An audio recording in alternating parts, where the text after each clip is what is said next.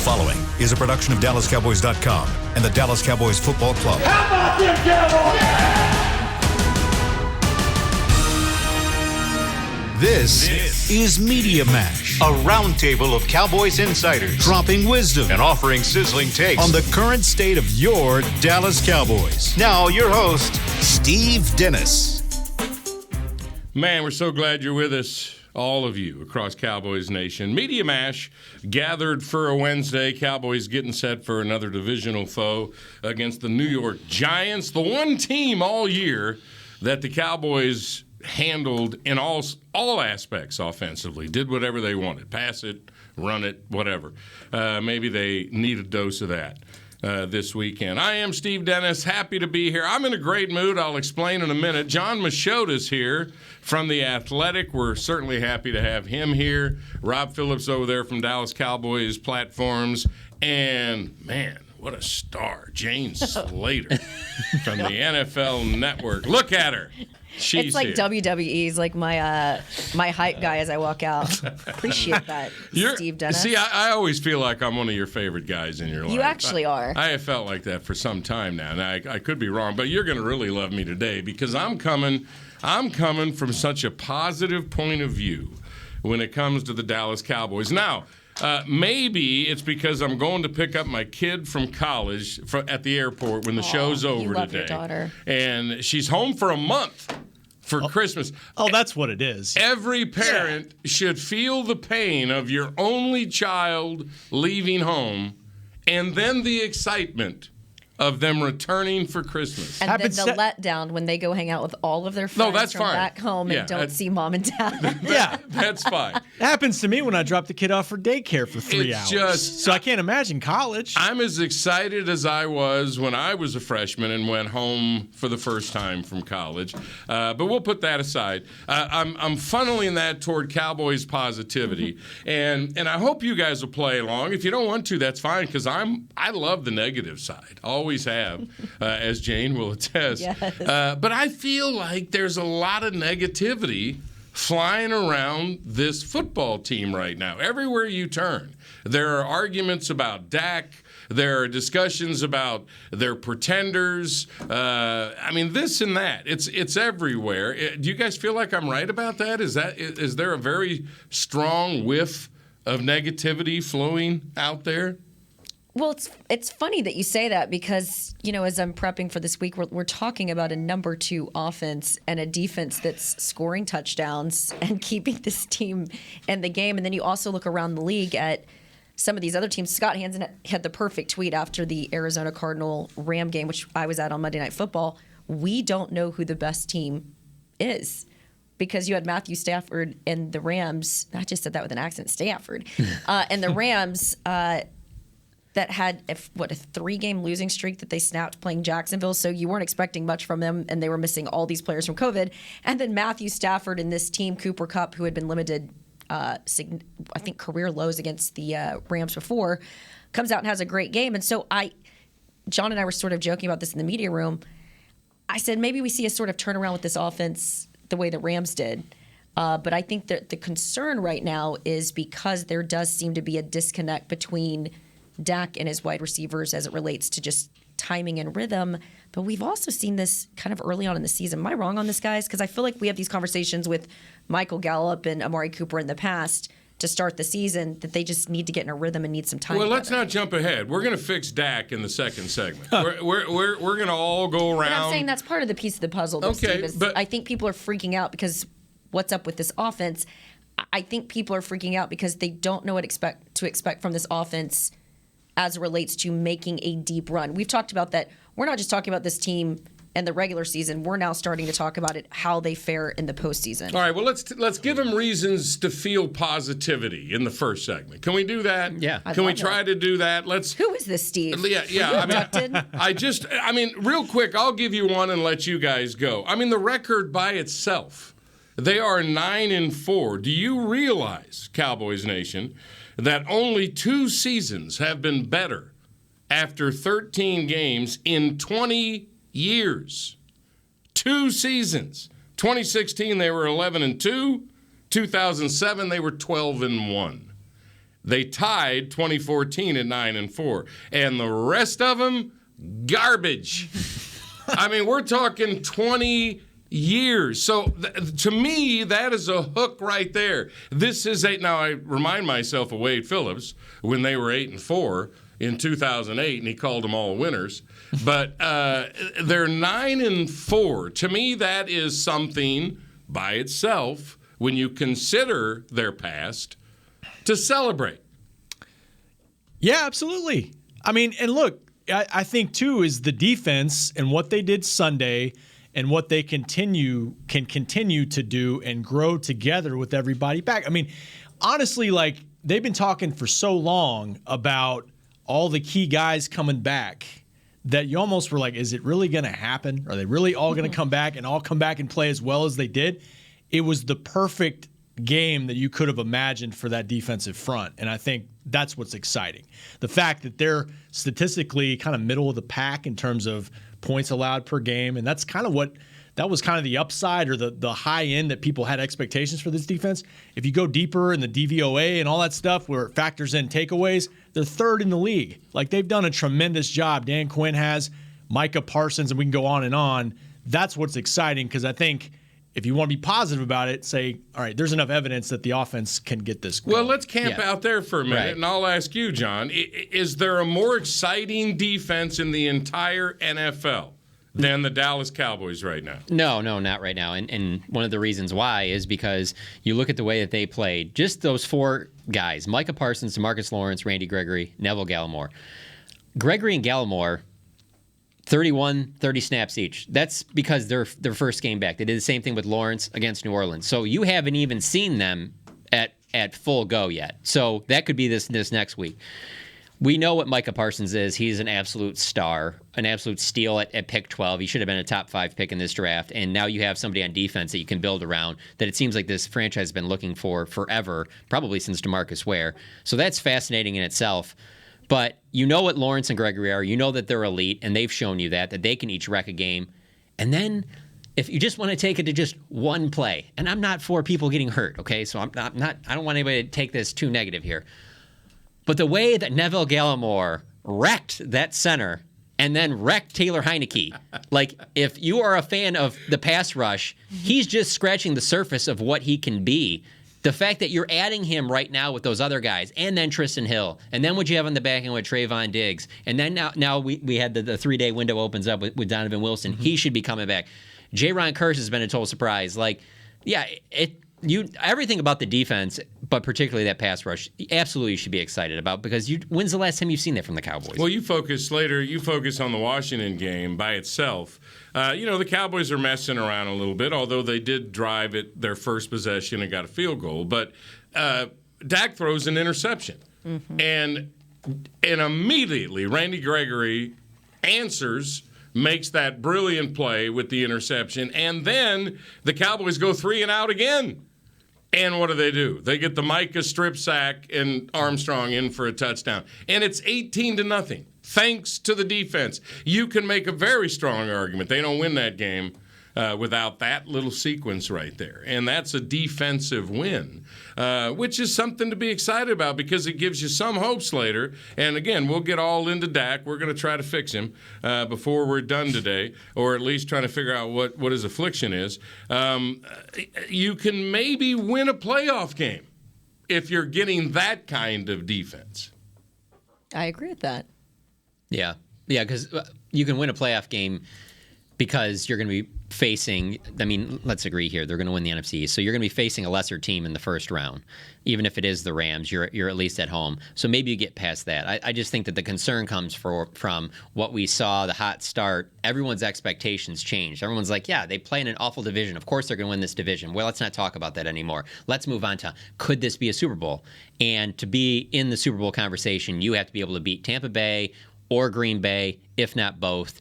And without their quarterback right, you're not beating either of those teams. That's the vibe. That's why there's a weird vibe around this team right now. And it's the offense mainly struggling right now. And the fact that, I mean, you've covered this league a long time, and we all have to a certain degree. This is maybe the most stacked NFC field that I can remember maybe since the 90s on paper. I don't know, because John mentioned all those teams. One team John didn't mention is the team that's actually got the best record, Arizona, who's got a fantastic quarterback, and maybe they're the best team right now. So it's you got to be at your best to get out of this NFC, and that means you're going to have to score points, and that's been the struggle right now. You guys are all busier than me. I'll give you that. I like to fiddle around.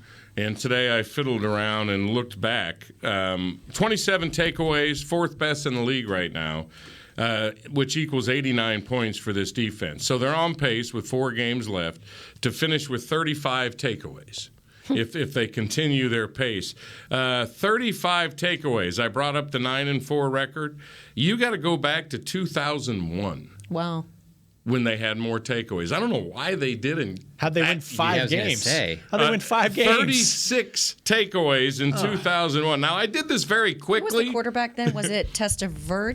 It was Quincy Carter. It was Quincy rookie Carter. year. Rookie year after Aikman was done in 2000. They had 34 in 06, 34 in 08. And again, I did this quickly, like I do everything because I don't work that hard. But, I mean, you go through their history, 35 takeaways, got to go back 20 years before a defense for the Cowboys has equaled that. And we all think they're going to get to it. The Randy Gregory story, and I've been following a lot of narratives this week, and he deserves it. I mean, those were 2 remarkable impact plays in the same game. I used to be in discussions about DeMarcus Ware, and will he be a first ballot Hall of Famer? And my point was he did a lot, but I can't remember a game where he had 2 huge plays that turned the game. Yeah. That was always my point of view with DeMarcus. Gregory did that in this game. 2 huge plays. Was it all worth it? That's the discussion. See, I'm still going to say if he does it in a playoff game and they win, then it's all worth it, Jerry's patience with Randy. But it's worth it because you're not paying him hardly anything right now. True. I mean, if you look at it just nuts and bolts, sure, he's on the field, he's making plays, and Jerry gets the credit here. Jerry's the one that had the patience with him, with 2 coaches, and Will McClay maybe some, but this is that one player that Jerry refused to give up on that is now bringing dividends. And Randy too. Randy's fought through a lot personally to get where he is. That's what I was about to say. He did his part. Yeah. You know, when he was working at an Amazon stocking plant, making, $15 an hour or so when he was suspended. Before that, he was working for a marketing company. And so he always acknowledged that he had these demons, and there was a part of him that thought people wanted him to fail. And when we talked to him in, OTAs, what just stood out to me was how clear of mind he was and how focused he was.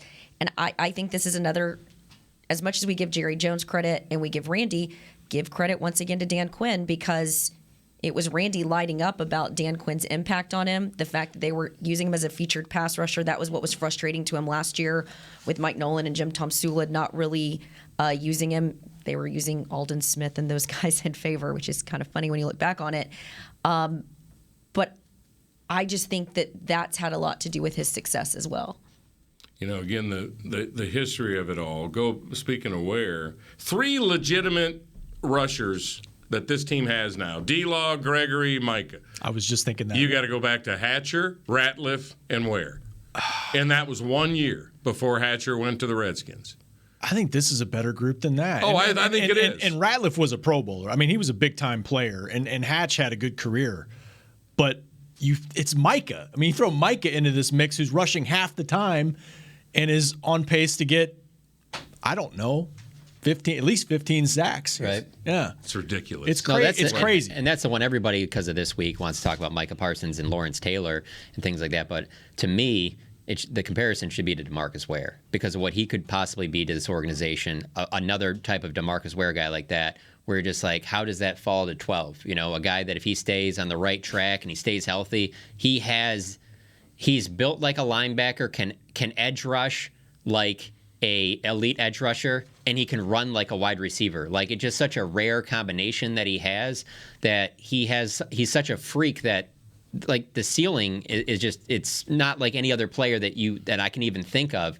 And so if you can add another DeMarcus Ware with Lawrence, with Randy Gregory, and again, I mean, don't sleep on Gallimore. I think Gallimore's best ball is ahead of him. And here's the thing, having all those guys together, it just takes away the chance for these double teams. You can't block all these guys. You can't keep enough people back to block all these guys on these third downs.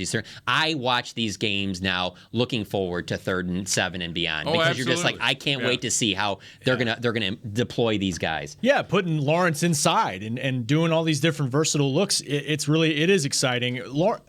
D. Ware had Spencer too for a couple years, so I don't know. It's close. Yeah.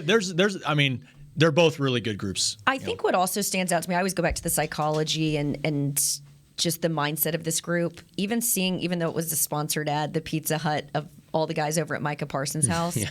This group feels like there's a chemistry on the defensive side of the ball that we hadn't really seen in the past. And not to knock some of the guys that have been in the locker room before, but it's just a really young, hungry group. And I think it helps when you've got a guy who shows up every day, not that Micah's teacher's pet or anything, but you know that this guy is working harder than you. It makes everyone around them work hard. And I think Sean Lee had that effect on those guys early on in his career, and then I think the injuries probably hurt. But I think they've sort of been lacking these selfless, motivated players, and I feel like it's almost created a bit of a pep and a step of guys like DeMarcus Lawrence. And not that he wasn't that, but he's coming back from an injury, et cetera. But it feels like this group is forming that cohesiveness that we saw on offense early on that made them so good. Amen. Well, that's the thing. You go back to 16, the way Dak and Zeke were in 16, the way it kind of just it set everything on fire. I mean, that 13-3 season, everything just took off, and you're like, how did these two rookies do it? Well, it's about how you play. You don't have to be the best speaker, the loudest guy, but if you can lead with your play like that and you can be a freak out on, people will rally behind anybody. It doesn't matter if they're a rookie, it doesn't matter what year they're in. When you play like the way Micah's playing, others will follow you because they're amazed by it. I mean, J. Ron Kurtz was talking about today how he's like, I don't know, I've never seen anything like this. This guy rushes off the edge like TJ Watt and he plays linebacker like Bobby Wagner. I mean, love that is such a freak combination to even speak of. And this is coming from, speaking of the freak, his uncle, it was his uncle, right? Javon Curse. Yeah. Who has the rookie sack record that Micah's likely going to break. It's and how much, by the way, real quick, if you're the Giants, how much are you kicking yourself for trading down and getting Kadarius Toney? Not that was. Why aren't you kicking yourself for the Eagles? You're the one that traded the pick back. I was actually looking right now to look at the draft order of all the teams that would have liked to have grabbed Micah. You can do that, though, every draft. There's always a guy. But it is funny, though, when it happens with your division. The same thing with DeMarcus Lawrence. So DeMarcus Lawrence was a trade-up with Washington. It's interesting because you go into these drafts every year and you talk about, they could do a trade, but it'll never be within the division. The Cowboys actually do a decent amount of trades within their division during the draft, and it's worked out well for the Cowboys. Wasn't that a weird year in 2016? Because Dak and Zeke were the best two personalities at the Pro Bowl the next winter, which was great. And I think Mike is going to be that absolutely at the Pro Bowl this winter. Just a huge personality. He makes it fun for us again. Oh yeah, he's so much fun to talk. I do want to say this though. There is a media member here in DFW that is taking credit for making the Lawrence Taylor comparison. Oh please. God, is it Clarence? No, you brought up Deion Trayvon, right? Yeah, and by the way, some young Cowboys fans are giving him credit for that point of view. They must have caught it on TV in a rare moment. But, for those of us that were there when DeMarcus was brand new, Parcells was his coach. Of course it was an LT comparison. Yeah. We asked him that a million times. Any good player, the kid that was drafted ahead of him that went to San Diego. What was his name? Merriman. Yeah, he was compared to LT. Right. They all are. Come on, man, dude. No, that's nothing new. I'm going to tell you. But this is me being a bad reporter. But I'm not going to lie. I was intimidated, so I didn't want to ask Bill Belichick on that conference call. Because I know how protective Bill is about Lawrence Taylor. Probably. Because it wasn't like it was. We had him on a conference call, but it was a conference call with their reporters as well. It was kind of like, so the Dallas reporters kind of come in at the end, and I'm like, I'm not asking this. He's gonna get upset that anybody's even making this comparison. You're soft. I know. Real quick, I'm with Dan Quinn though. Dan didn't. He said, look, pass rush aside, it's different because he's always in a different spot. Moving around. You kind of knew where LT was going to be. I think it's more about he's chasing LT becoming the second guy ever to make these accomplishments. Very easy and to compare. And it's a great storyline because look who they're playing this week. All right, other positives real quick before we take a break and then get to the one thing that has stirred up some of the negativity. Health. Donovan Wilson looks like he's about to rejoin. You've only got 2 players that were not full in practice today, Tyron and Pollard, but Pollard looks like he's working back. Tyron's going to be an issue maybe for a week. Jerry promises us it's not bad. You got, when Jerry says stuff as a doctor, you got to listen. But that's another positive, and the schedule is a positive too. With a lot of crazy stuff going on that we may get into. Do you trust that it's only a week for Tyron? No, of course I can't get to a break with this crowd. I just can't. Jane's as bad as chill. We'll come back. Just as bad as chill. You want to start this? Or you See, want now hold? We're switching because I'm the negative one. You're the positive one. Let's go to break. I am very positive. Oh, Machota said let's go to break. All right, we're going to fix Dak. Or we're going to call it a slump, or we're not going to call it a slump. Up to you. We don't know. Next on Media Mash. Honey, big news. Gary, are you okay? Oh, I'm not Gary anymore. I'm Jackie Flash. What? See, I want the latest smartphone, but the best deals are only for new customers. So, to get a new customer deal, I changed my name to Jackie Flash. Okay, but the best smartphone deals at AT&T are for everyone, new and existing customers. That's huge. Then guess who's getting a deal? Is it Jackie Flash? Jackie Flash. It's not complicated. At AT&T, our best smartphone deals are for everyone. Restrictions apply. Visit att.com for details. New Dr. Pepper Zero Sugar. You deserve it. I do deserve that. You deserve decadent flavor without sugar. And a day at the beach without sand getting everywhere. And a relaxing bath that your children don't interrupt. I deserve all that? It's really just a visual metaphor for Dr. Pepper Zero Sugar. Everything you want, nothing you don't. A visual metaphor on the radio. I do deserve that. Dr. Pepper Zero Sugar. The zero you deserve is finally here. Before there was a draft, you could size up a cowboy by 3 simple factors: the crease in his hat, the bend of his brim, and his unbending attitude. A man Stetson didn't just protect him from what life threw at him, it projected a rugged, unstoppable spirit.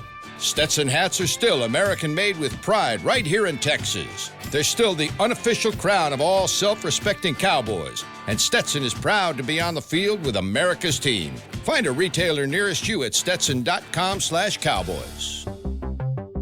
There's nothing as unique as our eyes, which is why Essilor pioneers ways to make lenses as unique as you.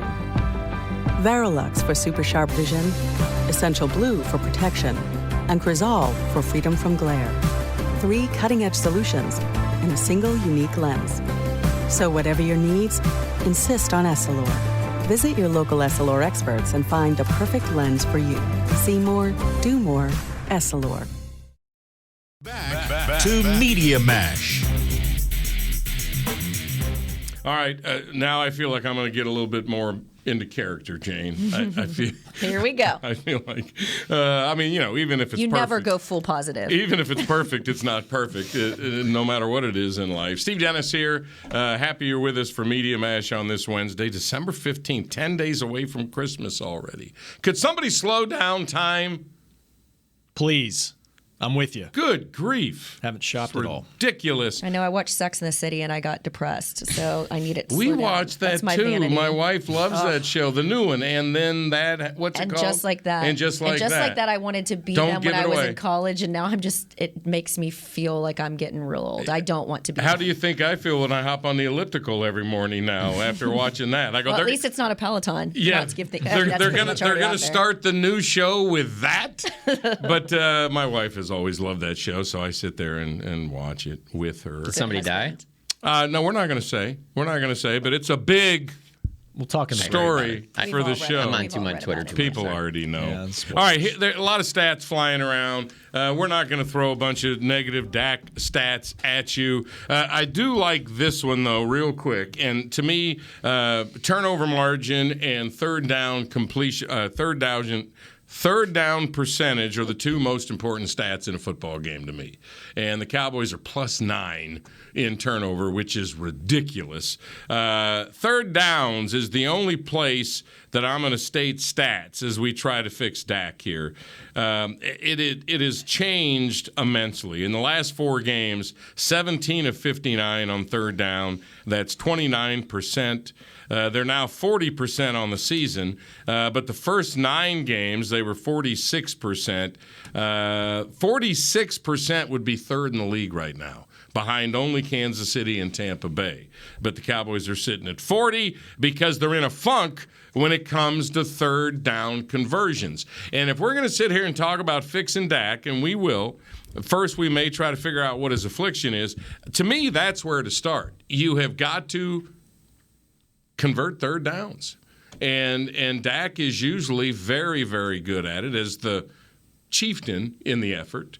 It takes them all. But the Cowboys are typically, since Dak's been here, really good at that. And suddenly they're not. Let's start there. How does Dak fix that? Well, first of all, that's bigger than him. The run game has to get fixed. Yeah. There's too much pressing on the passing game that it's going to have to just pick up all these third downs.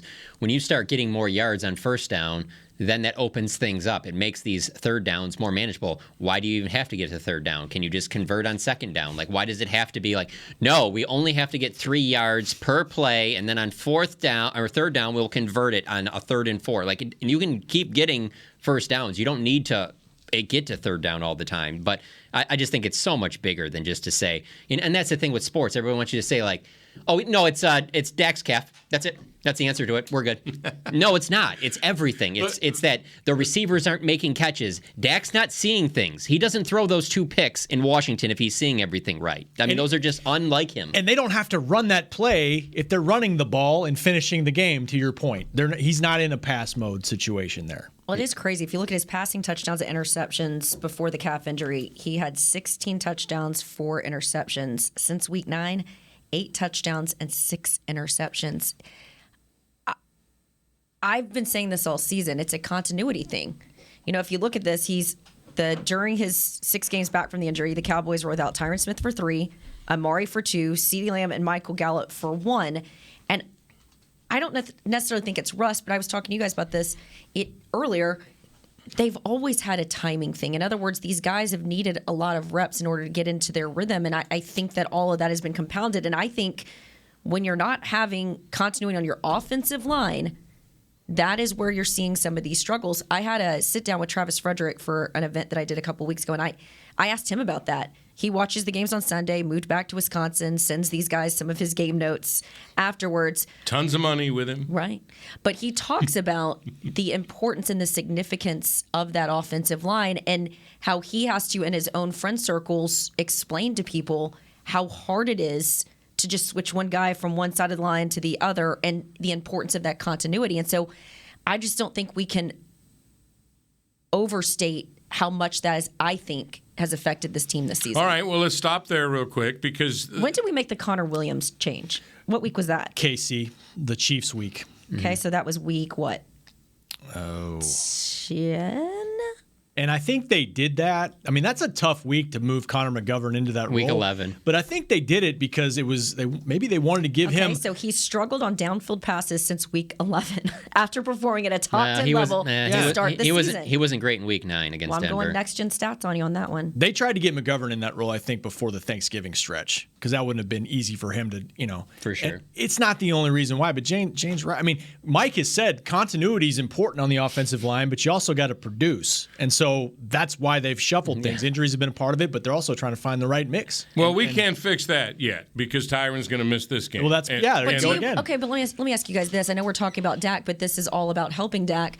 Do you put Connor Williams back in there even with the penalties? Spoken like a Longhorn. Well, I'm just saying if it was making more sense for this team. I'm just throwing it out there.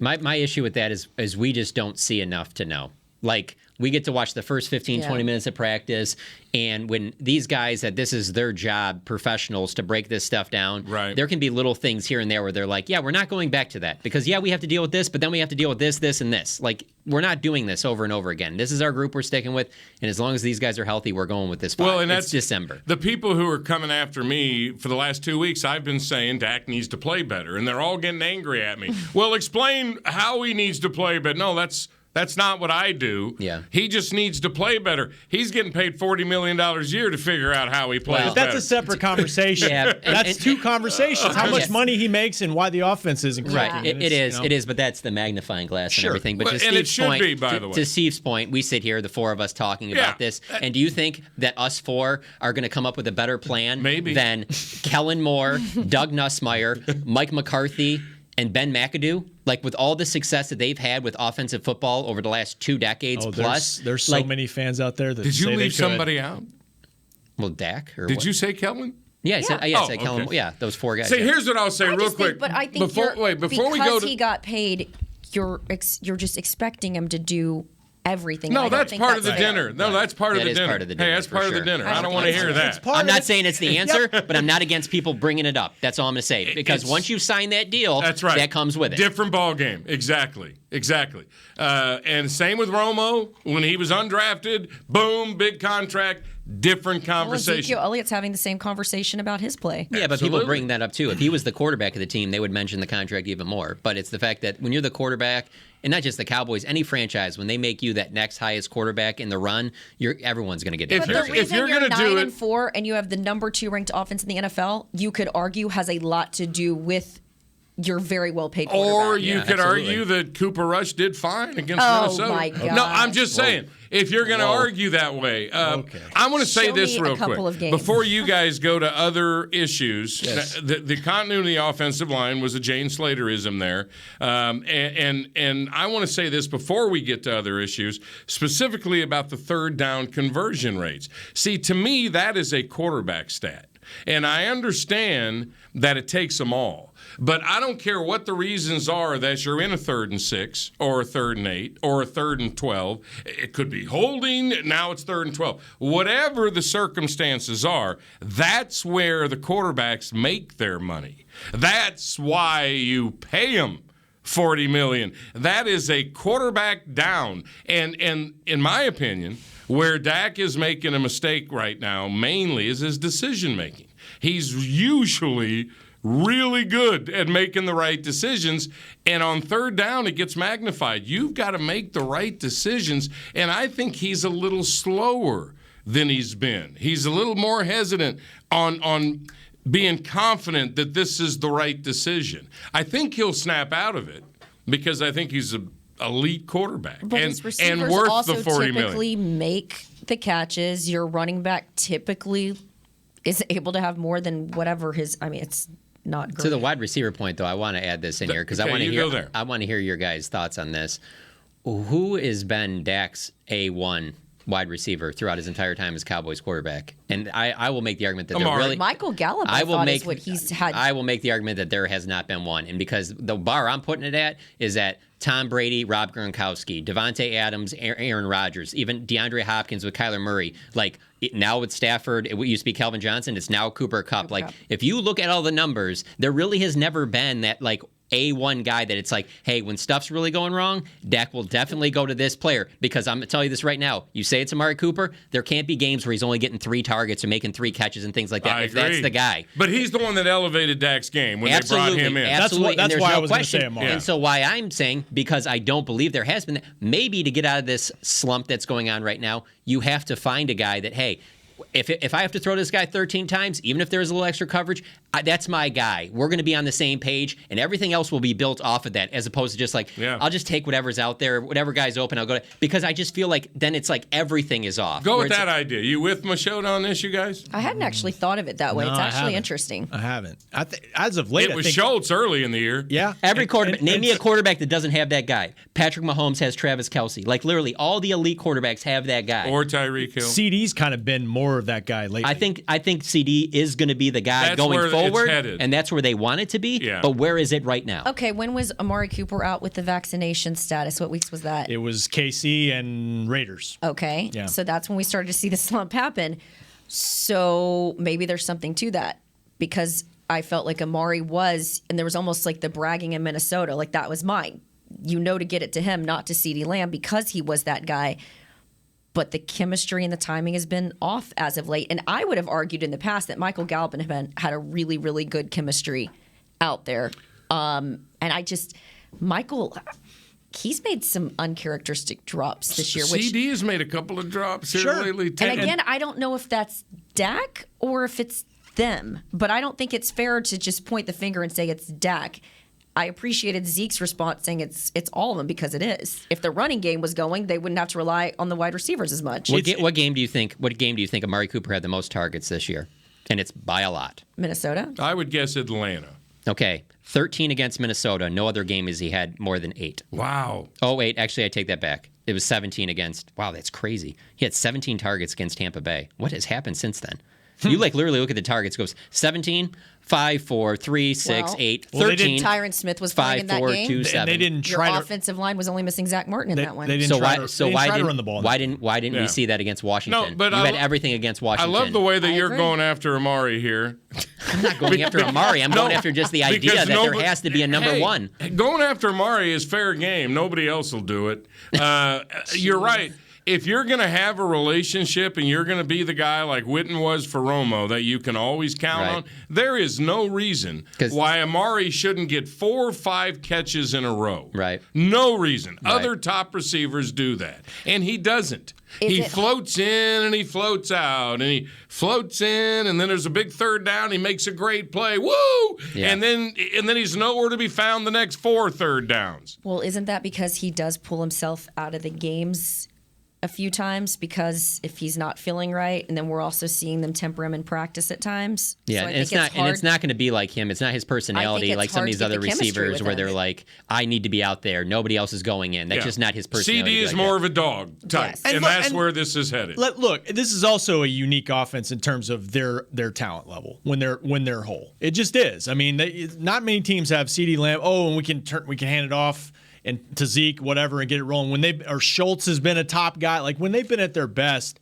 they spread it around. That's just the way they do it. And they can get back to their best. I'm just saying if you had that one person, I think that you can build off that, and then that allows everything to kind of get going when things aren't going well, number one. Number two, what about in a big game? Like you go back to the last Cowboys playoff win with Romo. Like if they don't have that option route that Witten runs, they probably don't beat the Lions on that I don't know if it was 3rd or 4th down play. I mean, the game was on that. Like, there has to be a bread and butter that it's like, hey, we have to be able to go to this. And I just ask you, what is that? What is that play? Who is that receiver? It should be a slant to Amari. But it also used like to be it was Zeke, for Dez. to your point. To Zeke, you knew that this offense was predicated on Zeke. No matter what, Zeke had the rock. Right.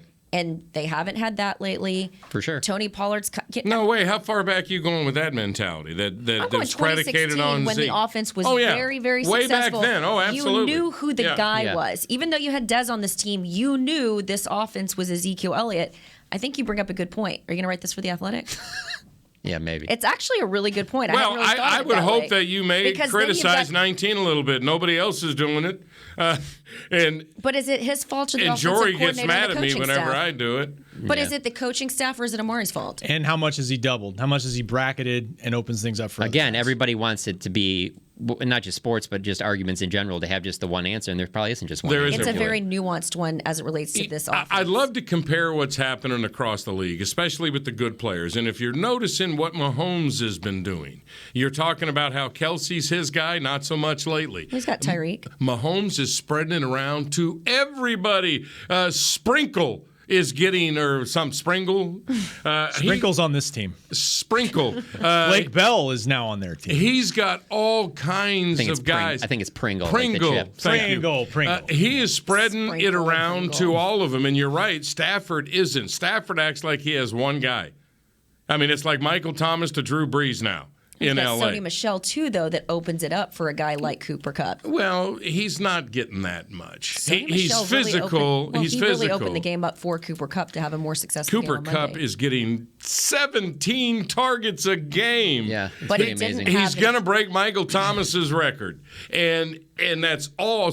I mean, my wife and I are going, Cooper Kupp again? Stafford has nobody else. I mean, now Beckham had a decent game, whatever night that was. Was that Monday. Sunday? Was that Monday? You got to have that guy that you just trust that, hey, I know he's always going to be in the right spot. I know exactly where he's going to be because we've played together, and I know every single time, no matter what breaks down, no matter how they readjust the route, I know that when I drop back, that on this step, he's going to be there because he's always there. And I don't know that they have that guy right now. That's a very, very good point. I hadn't thought about that. With the talent on this offense that we're having this discussion, that's not a good thing. That But is not I a good think, thing. but with I talent. think that they've honestly seen it as an advantage. Well, yeah, and this goes back to Garrett. Garrett was always about just, hey, take what they give us. Right. We don't have one featured guy that we're going to force feed. You know, they used to force feed T.O. back in the day, even Dez. We don't do that here. And it's kind of carried over. Maybe it's the influence that Kellen Moore had when he was working under Garrett. I don't know.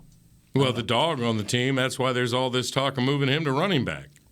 I mean, you've got to have that dog on offense. Now, Dak is the dog, but yeah, I mean, I've been against Amari's sort of demeanor many times because it just doesn't suit a elite wide receiver. And to think be he honest has with a you, different people will be personality. critical of you Yeah. saying that, and that's why there's 32 teams. And I guarantee you that if we had all 32 GMs in here, you'd have a split with, maybe not even a 50-50 split, but you would definitely have teams that agree with you. I mean, to be one, the Raiders. That's why they traded a first-round pick for him. I mean, there's a lot of people that when everything's going well, you're like, you traded Amari Cooper for a first-round pick? And then there's other times where you're just like, I can kind of see why they did that. If you're not a wide receiver and you're in the locker room before, after, and during a game begging your quarterback to throw you the football, then to me, you're not an elite wide receiver. But is that always good for a locker room? Because Right. OBJ was that with the Browns, Dez was that with the Cowboys, and that can T.O. here in Dallas. It's going to get Witten in the Hall of Fame. That can sometimes be an issue. I think what I appreciate about this group is how well they support each other.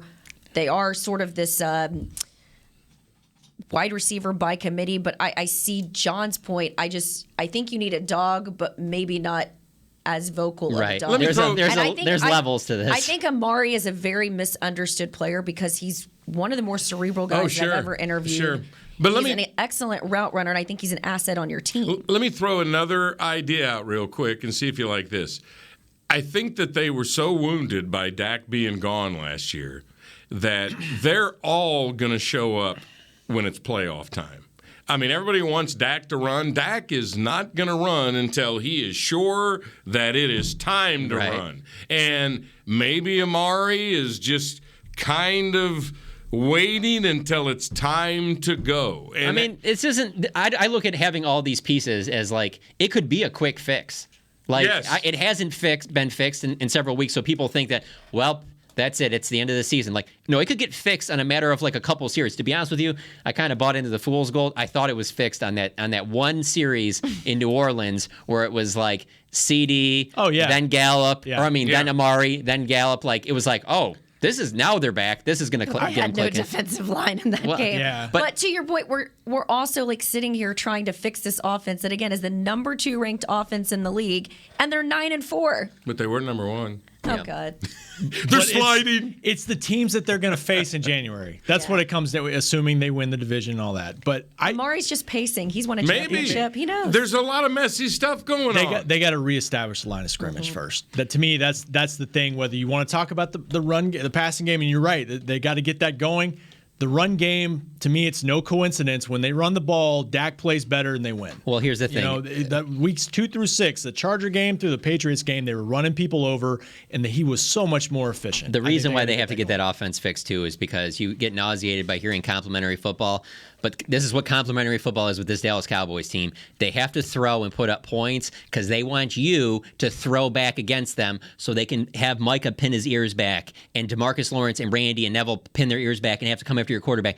Other teams, the blueprint every single week is this is what they want to do. They want to have long possessions that keeps your offense off the field and that they can sit there and they can run clock and limit the number of possessions because then then Micah and DeMarcus and Randy can't pin their ears back. They have to play run defense. They have to do this thing. They don't get as many chances to wreck the game. But when you have to throw against them, that's when they can sit there and they can pin their ears back. Trayvon Diggs can get his hands on balls. That's the way that they need to play. That's why the passing game has to be fixed for them to reach their potential. No doubt. All right, now, one of my favorite things, Jane Slater, I'm going to go around the table here. Jane Slater, when I'm doing nothing at 3 o'clock in the afternoon during the week, and she pops up on NFL Network and talks Cowboys to me, that's my favorite thing about her.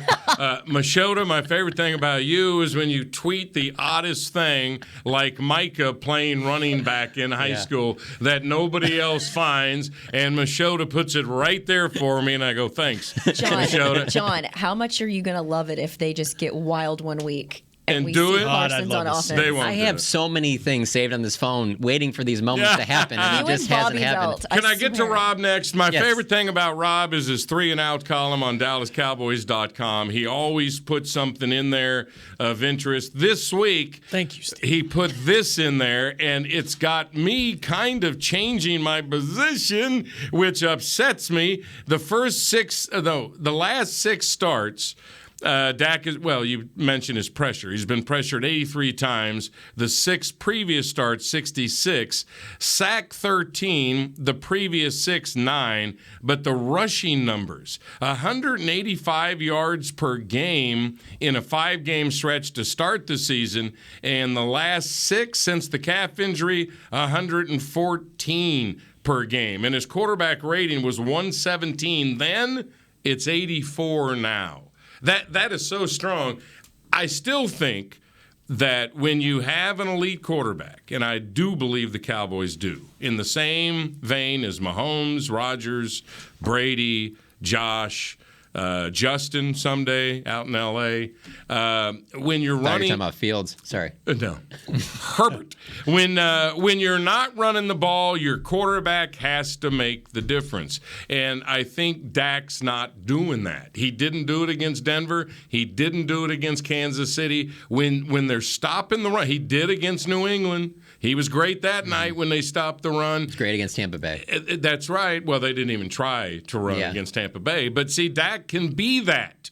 He can be great like Rodgers and forget the run game. But when Phillips throws these numbers at me... It's balance.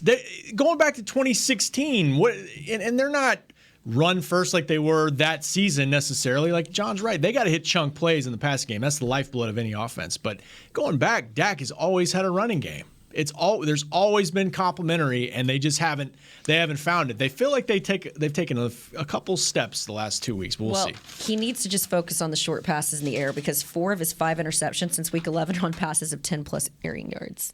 CD talked about it today. The way teams are playing them is just different. They're not blitzing Dak really anymore. Right. They're putting guys back deep. They want you to throw underneath. They want you to sit there and, hey, we'll give you this. I mean, literally, it's like a lot of you guys in the team should know this because this is what Marinelli was doing on defense. Like, hey, go ahead and dink and dunk and do all that stuff underneath. And I feel like Dak almost is like, I got this arm, I got these weapons.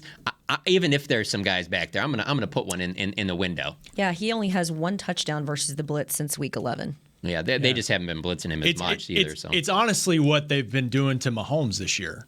And it was driving Mahomes crazy, I think, early in the season. And he was trying to fit stuff in and be heroic, and he was throwing picks. Well, as Romo Matthew used to always say. Is the next one closest to Dak in terms of those stats right there. So he started dinking and dunking, and it started working for him. What Romo used to say, you got to make them pay.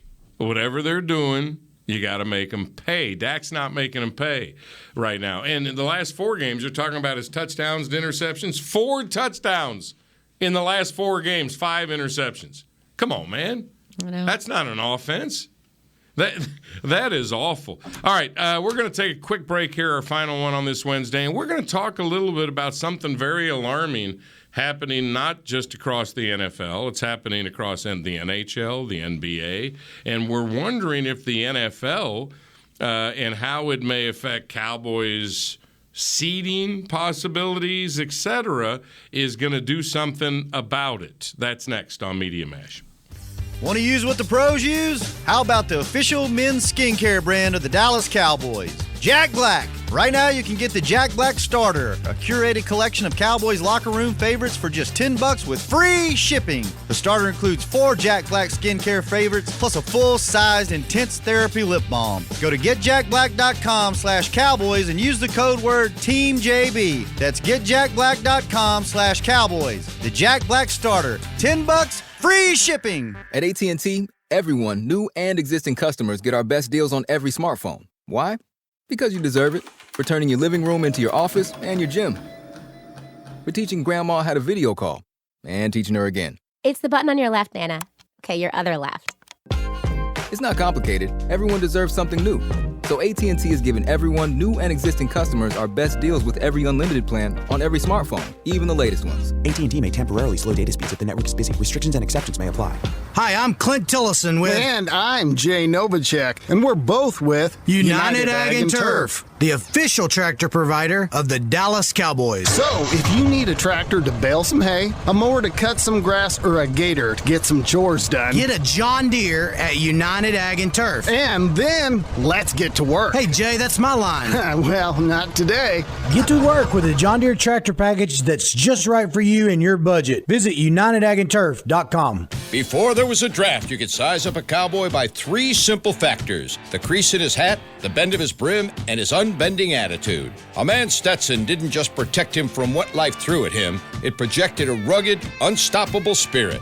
Stetson hats are still American-made with pride right here in Texas. They're still the unofficial crown of all self-respecting cowboys, and Stetson is proud to be on the field with America's team. Find a retailer nearest you at stetson.com/cowboys.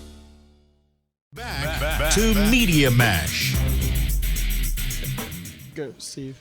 Welcome back to Media Mash. We're so happy John Machota's here, Rob Phillips is here, and Slater Jane is here. My name is Steve Dennis, chatting about the Cowboys. We'll do it again tomorrow at 4 o'clock with Jory Epstein and I think Clarence E. Hill Jr. The man's disappeared on me. He won't answer a text, a phone call. Did you guys get into it last week? Is that what it is? If there's drama, stop the drama. Stop the Clarence, drama. answer my text. And he lives on his phone, too. So that's really he's ignoring me. You're getting, it's called ghosting. I've known him 24 years. There's no question he's ignoring me, and I can't figure out why.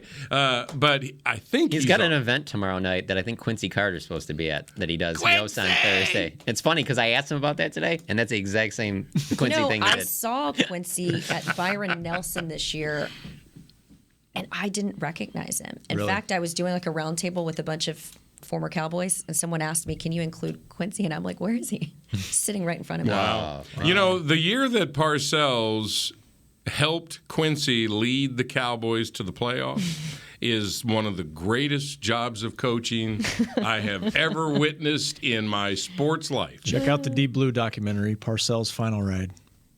Just give him that plug. Shameless plug. There you go. That season. Well, I've already seen it, haven't I? Yeah, I'm just saying for anybody out there that wants to relive Oh, that. my Go gosh. ahead and check it out. The way he massaged Quincy and got him to play winning football was miraculous.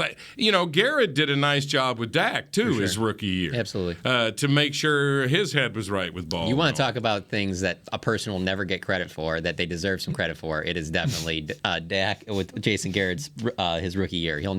Jason will never get any credit for that. You know why that year was so important to Jason Garrett? Garrett had a little bit of Parcells in him when it came to Romo with the old "you got to keep him on the reservation" quote. Garrett hated the willy-nilly nature that Romo loved to play. You know, Garrett, he's like my wife. He's a control freak. And he wanted to control. He loved that year controlling Dak. Because Dak would do everything he asked him to, and he just was coaching the way he wanted to coach. Yeah. And it worked. Yeah, almost got him to an NFC Championship game. Yeah, it was Garrett's best year. He did get Coach of the Year that year, but nobody gives him credit. Nobody gave him credit for that. Yeah. All right, we're going to talk about this real quick. It is very odd right now, and we've been in this pandemic for a year and 10 months, something like that now. We've had ups and downs with it. We've had surges. We've had concerns. Thankfully, most of us have had the first shot, the second shot, and a booster shot.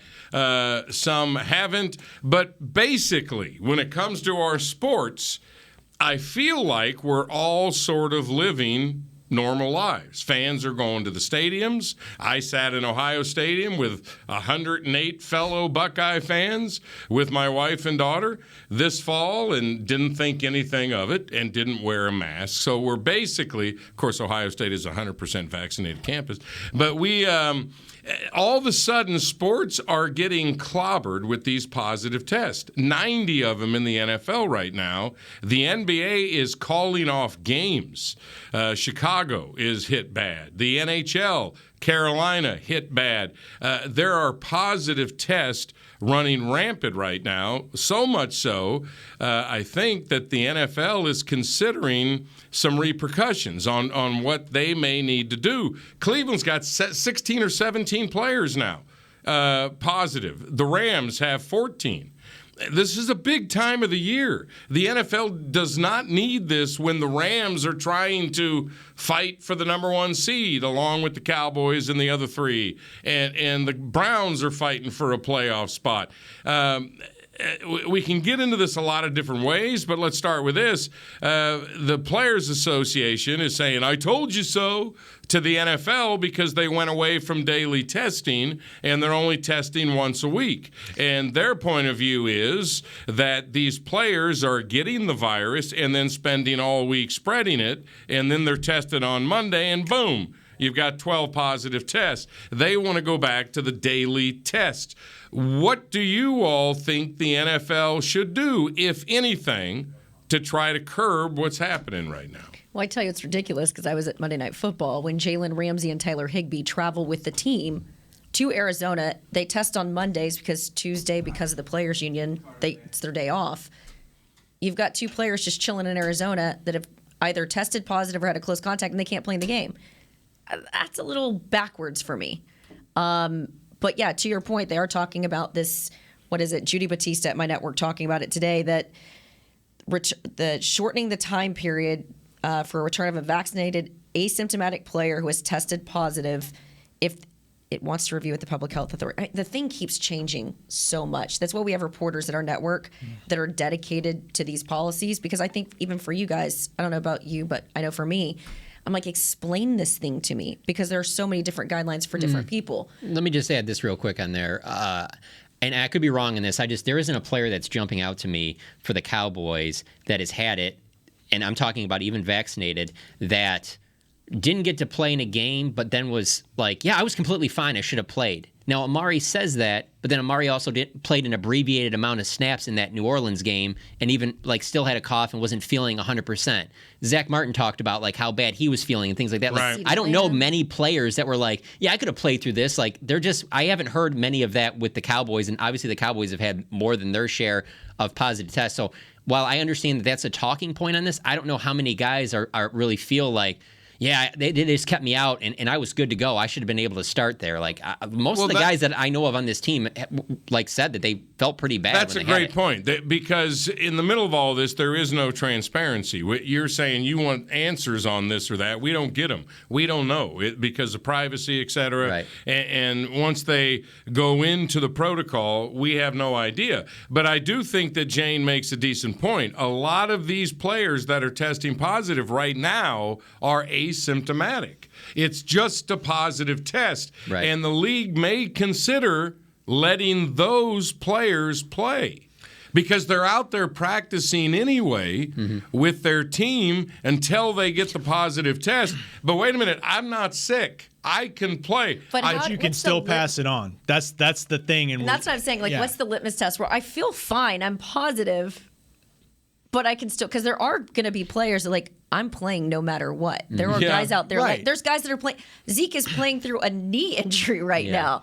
So the whole thing, it's a nightmare for the NFL. It's a nightmare for the NFL because their own protocols are threatening to shut down their league or a team or two or a game or two at the absolute worst time of the year. Well, to your point, Washington is looking at their injured and their COVID list. I think there's 30 all totaled that and as this thing gets more contagious, and again, people are testing positive, but this Omicron is a lot less severe in terms of what it does to you, and They the think. symptoms are a lot So more, far. Well, the symptoms, as described by people who've had it, have been a lot more milder.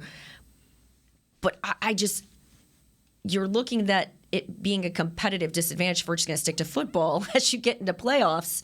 I mean, now we're looking at Kevin Stefanski and Baker Mayfield aren't available for the Browns this weekend. To our knowledge, Dak hasn't had it yet. What happens to this team? That's right. And what can the league do about it, Rob?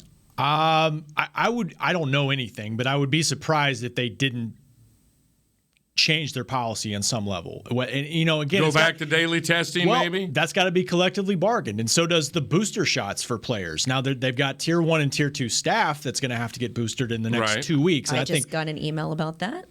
That's a step forward. Maybe there's a compromise in the number of days testing per week. Maybe it's not daily, but maybe it's more. I mean, I hear the part about asymptomatic, but now you've got a new variant that you don't know everything about, and you can be asymptomatic, but you can pass it on to somebody who could have more severe symptoms. It's still such a new virus that there's still concerns about what it could do to anybody who gets it. So they've got to be very careful there. I agree. And if you're the players union, you're like, well, what about player X, Y, and Z who's had it this season, who has natural immunity? How do you force a COVID shot, a booster shot on them? There's that too, you know. Wait, are you talking about who are you talking about? I'm saying for players. Yeah, I can't force that on any players. Well, I'm saying because of the CBA, if I'm the players union, I'm saying, well, wait a minute. What about the players who've already had it this season? Yeah. Okay. How can we force a booster shot on them? Here's my point. We all live our lives, right? We all have friends everywhere.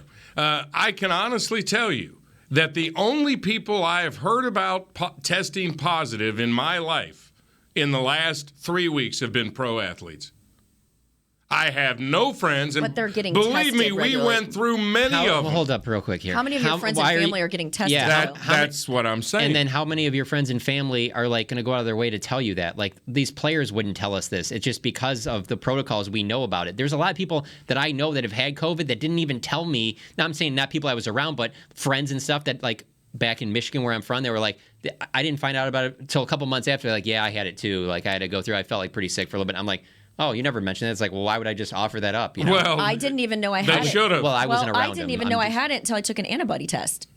So here I was just floating around not knowing that I had it until I was just curious as I was getting ready to travel more for work.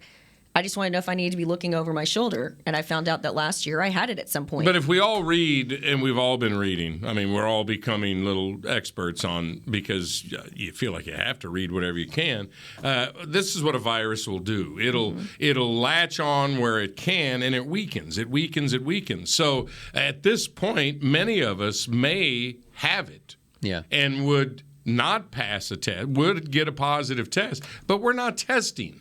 So we have we're vaccinated, and we get a little sniffle. We go, is this it? Do I have it? And you wonder, should I go get tested? So we have to get tested once a week here. Mm-hmm. Yeah, well, every Wednesday. I got tested at the beginning of the year downstairs. Yeah. It's the only time I've ever been tested was here to do this show for the Cowboys. It's just still new. That's why. You're still learning about it. If this 10 years down the road, hopefully you treat it like a cold and you get sick and you play through it, especially as they get more treatments available and stuff like that. I'm with you. Yeah. But right now, I think a lot of this too we got to is go. an I got to get my insurance daughter policy. at the airport, Slater. I got to get my daughter. She's going to be waiting at her gate. You don't want that to happen, do you? I don't want that. I got to get out of here too. I got places to go, Steve. You always have places to go. Everybody keep your eye out on this. The NFL may do something. I don't know what they can do, but it's getting a little scary for them at a very important time of the year. I want to thank rookie Chris Beam. As always, thank you guys for letting me talk Cowboys again. We'll do it again tomorrow at 4 o'clock. I got to go get my kid from the airport. Yay, Bye. Bye. This has been a production of DallasCowboys.com and the Dallas Cowboys Football Club.